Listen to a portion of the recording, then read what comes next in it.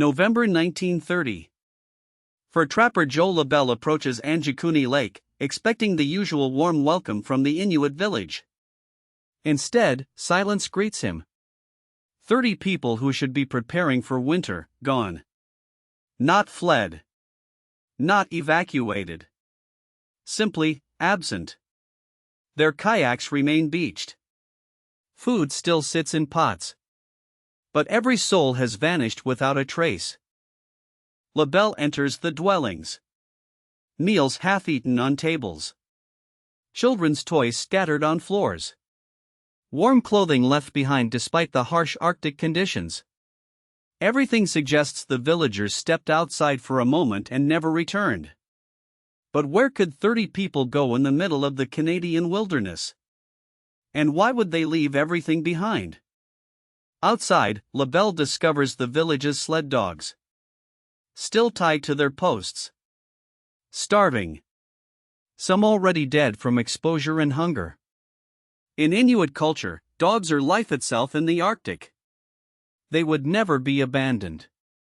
Yet here they were, left to die while their owners simply disappeared. The implications send chills through the experienced trapper. Then LaBelle makes a more disturbing discovery.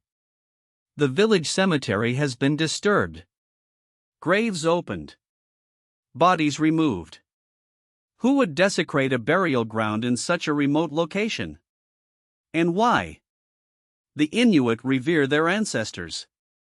This violation suggests something far more sinister than a simple migration. Something that defies explanation. Canadian authorities launch an investigation. They find no footprints leading away from the village. No signs of struggle or violence. No bodies. No evidence of where 30 people could have gone in the vast Arctic wilderness. Search parties scour the area for weeks. They find nothing. It's as if the villagers simply evaporated into the frigid air. Desperate for answers, investigators propose theories. Mass suicide. Kidnapping by unknown forces.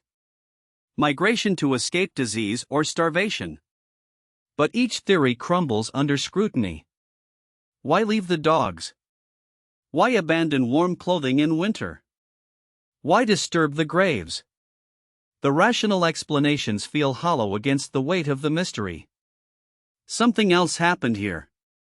Local reports emerge of strange lights seen over Angikuni Lake in the weeks before the disappearance. Witnesses describe glowing orbs moving silently across the night sky. Lights that seem to dance above the village before vanishing into the darkness. Were these natural phenomena? Or something more otherworldly?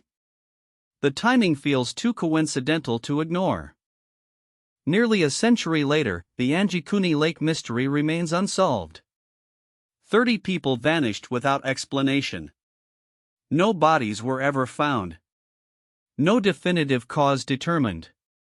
The village site remains abandoned, a monument to questions we cannot answer. On cold Arctic nights, some say you can still feel their presence, waiting in the darkness for someone to discover their truth.